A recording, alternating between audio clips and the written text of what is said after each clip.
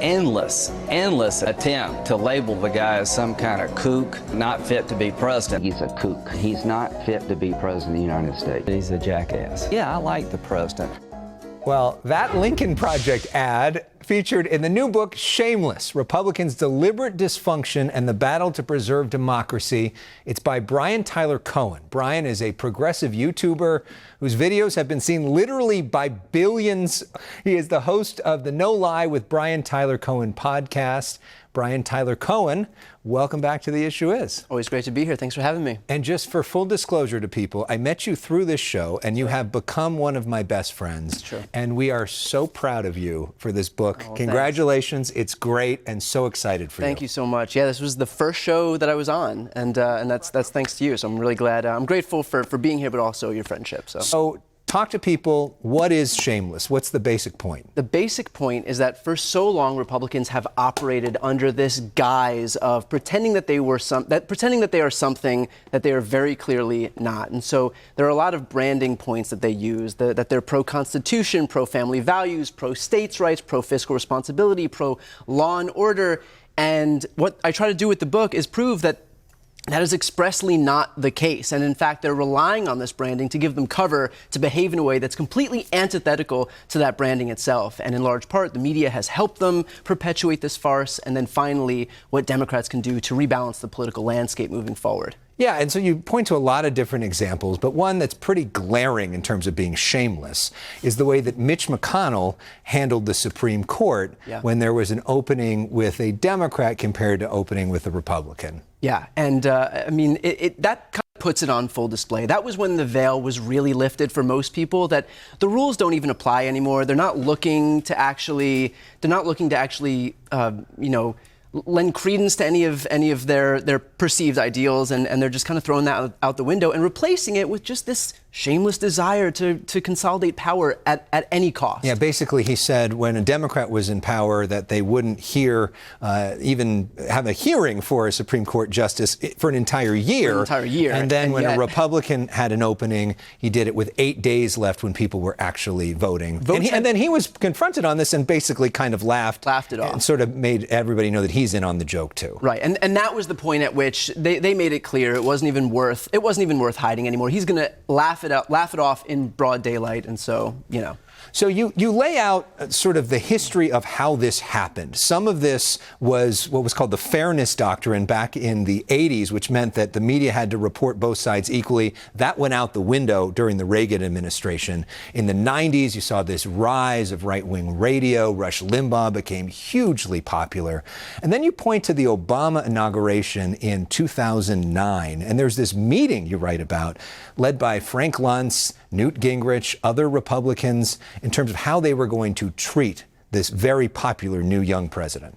And that was the moment. I mean, the book is titled Republicans' Deliberate Dysfunction and the Battle to Preserve Democracy. But that was the moment at which the dysfunction did really become the point here, because what they decided to do with the help of Frank Luntz and Newt Gingrich and all these Republicans in the immediate aftermath of Obama's election is decide that they are no longer going to help Democrats do anything to make sure that government can function. They're going to expressly be the party of no. And so they blocked everything from happening so that they can show their own voters that the government doesn't work. And it was the most cynical way to go about doing this, because what it made sure is that the government could never function again so long as Republicans have any power whatsoever to wield. And for a party that keeps beating us over the head with this idea that the government can't work, that actually redounds to their benefit, because they can break it and then point to the thing that they just broke as proof that it actually can't work. And so go ahead and elect the people who think that we should shrink government down to nothing. So in 2012, after that, they ran Mitt Romney and they lost. And then they did this autopsy where they looked at the party and they realized that they were having a really hard time with Latino voters. So they thought the answer to that, the party did, was Jeb Bush, who was running for president, married to a Latina woman, very involved, compassionate conservative. They thought he was going to be the answer. And Republican voters said, not so fast. Donald Trump. What about if we went with the guy who's doing the Muslim ban? Yeah. Donald Trump comes down the escalator. He says, nope, doesn't listen to the party, runs against the party, wins over the support. How did Trump do it?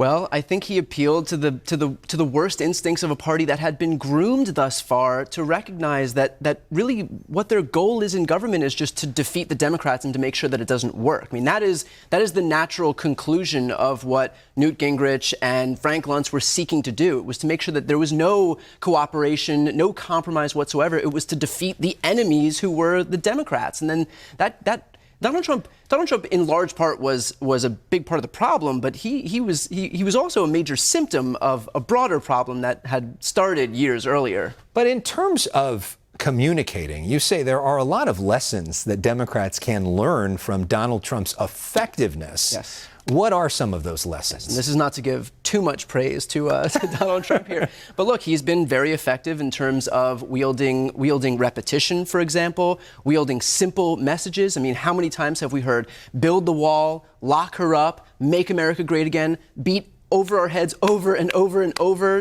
till it's seared into our cerebral cortexes, right? And so I think what we're seeing now is finally Democrats recognizing the power of repetition and the power of simple messages that can actually resonate with people. We're not going back is one of them that Kamala Harris has used over and over again. It's simple, it's to the point, it's evocative, and it's sticking. And I'm glad the Democrats are finally learning that lesson. Well, because you interview Al Franken in the book, and he talks about sometimes the problem for the Democrats' bumper stickers are they need to say continue on next bumper sticker. Right. Basically, that the message is so complicated and so long that nobody can remember it. You are seeing this, we're not going back from Kamala Harris. You also see this word weird that's being used a lot, started by Tim Walz, who was chosen this week as the running mate. How is that connecting? Talk about what you're seeing online, because you look at the metrics online closer than anybody every single day. What's connecting in the Democratic base right now? Well, there's two things. One is the fact that what we are seeing is weird. If somebody is so obsessed over what you do in your bedroom, if somebody's so obsessed over what you do in your doctor's office, if someone's so obsessed over what you read, what you learn in school, what bathroom you're walking into, that is weird. We would call it weird in our normal lives. If somebody said that they were doing that on an individual basis. So yeah, it's weird, and I'm glad that it's finally sticking. And to Democrats' credit, to the left's credit, we finally do have an ecosystem that is a little bit more organized, and we're able to combat what's happening on the right. What's also resonating is this idea that there's just hope right now in Democratic politics, and that's what we're seeing with Kamala Harris and Tim Walz. And for once, it's hard to do the gloom and doom thing every single day and to try to get people excited to come out and vote as opposed to just staying at home when the message over and over is that we have to protect our democracy from its imminent demise. And so Kamala Harris has been able to wield this message of hope and what could be in the future. And I think that it's bringing a lot of people into the political process who clearly weren't interested in doing it before. She's landed a ton of endorsements that happened immediately. She's brought in a bunch of young people who kind of signed up to volunteer for the campaign immediately, brought in a ton of donations from people who are donating for the first time now. What she hasn't done, though, is any interviews with mainstream journalists. She hasn't held a press conference. So far, it hasn't hurt her. But could there be danger in that long term? Mehdi Hassan, who you interview in this, talks about one of the things that Trump does so well is he floods the zone with so much content that you almost don't have an ability to stop and say, wait, that didn't make sense, or that might not have been true, because there's just so much coming at you that it normalizes all of it. When Kamala Harris is doing so few interviews, when she finally does do an interview or does a press conference, the stakes are higher. Do you think there's some danger in that? I think with Joe Biden there was, because it felt like every moment was especially precious, and the fact that there were so few interviews, the stakes were so much higher. Right now, Kamala Harris is reaching voters, and she's talking to people out there on the campaign trail. She's talking to crowds of thousands or tens of thousands of people. So she's making her points especially clear. The second thing is that when Donald Trump does these press conferences, for example, in so many instances, we see him get away with just shoveling, to your exact point, all of these lies forward, and they're not being properly rebutted. And so if the media can't show that it deserves to actually sit down because it doesn't know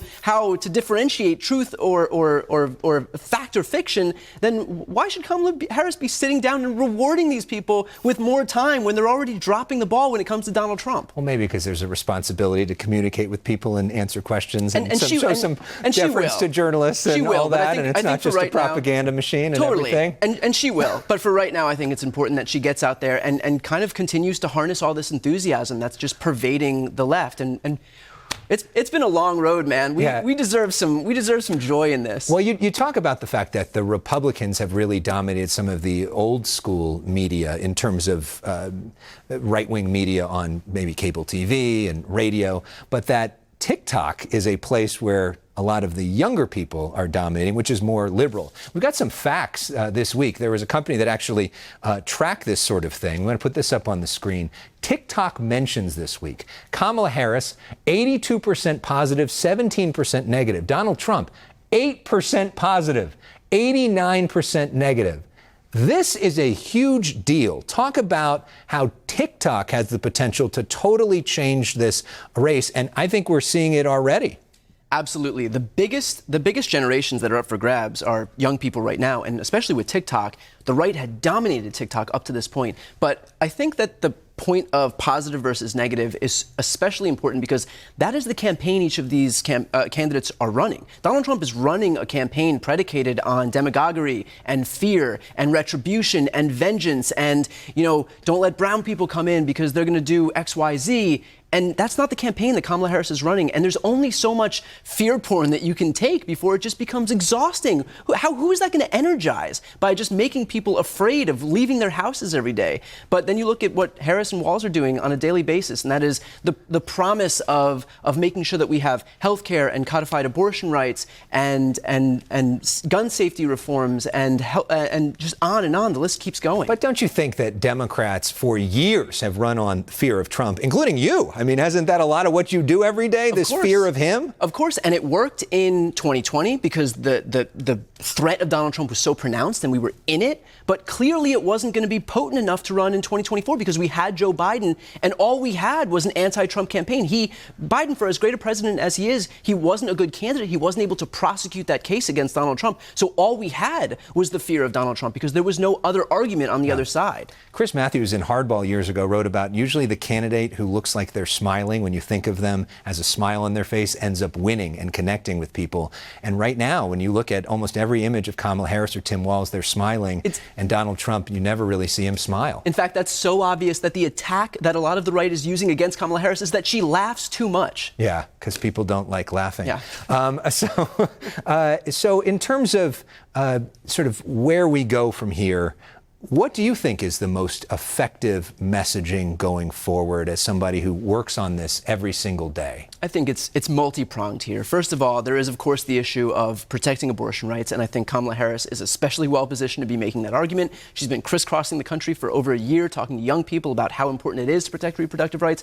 Meanwhile, you've got someone like Donald Trump on the other side who brags about the fact that he appointed a third of the Supreme Court that overturned Roe. So there's that. Of course, the issue of democracy, but then there is the hope and joy of the prospect of a future that we can have in this country where it's not just doom and gloom, but instead protecting rights, expanding rights, making sure that people are safe and workers have some dignity in their work. You're an author now. Congratulations on that title. I know you're an English major. This is something you always wanted to do. You have a book. Now, so much of what you do every day is catching people's attention literally in a second or two, knowing that that's all you have to get somebody's attention. And here you're doing a deep dive. Was it hard for you to focus on this? What was this process like of actually writing for you? Because I know you did it late night. I did it late night. Most of my writing happened between 10 p.m. and 2 a.m. So nice restful time while I was writing this book.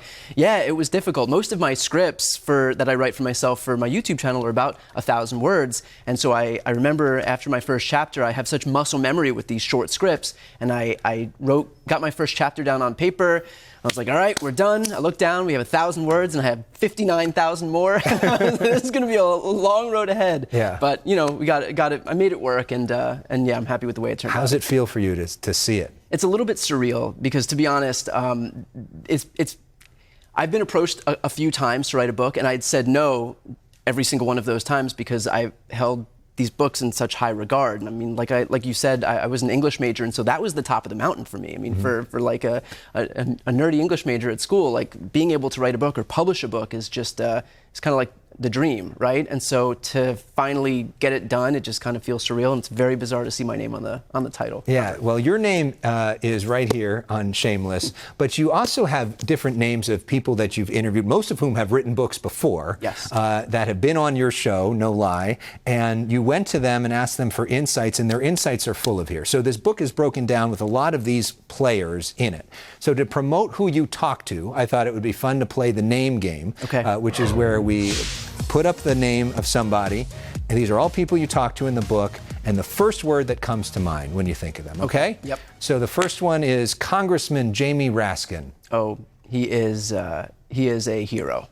Attorney Mark Elias. He's an attack dog, and he's an attack dog.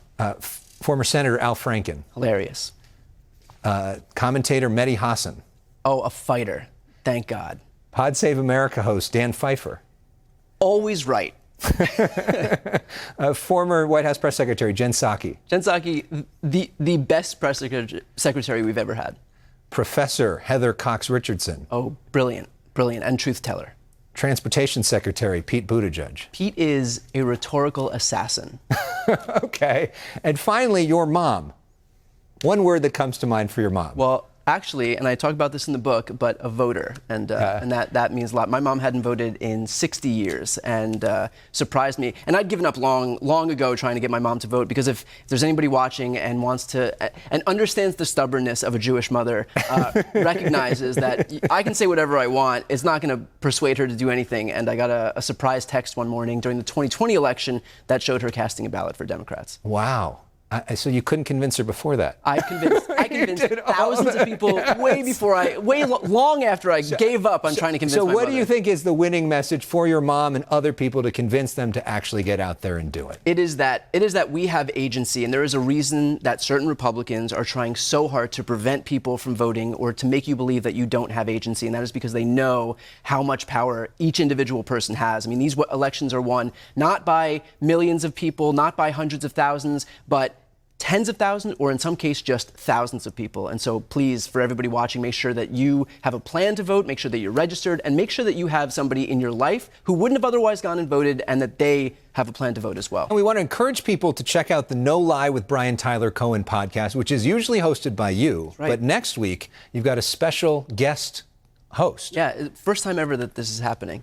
Who is that? That's going to be Fox LA's Elex Michaelson. Very excited for it. And we're going to switch chairs here. For the first time on my show, Elex will be interviewing me. To do an even deeper dive on this book. And they can come see you in person on Monday, August 26th. You're doing an event in Santa Monica with Jon Favreau, the host of Pod Save America. People can come see you, buy the book. How do they get involved in that? So all you have to do is go to briantylercohen.com/book. There aren't many tickets left. Most of them have been sold, but there are a few. So if you'd like to come see it, me and Jon Favreau, again, you can just check out briantylercohen.com/book, and see you on August 26th. And I'll be there in the audience. It'll be a lot of fun. All right, Brian, congratulations again. We're so proud of you. Love you, brother.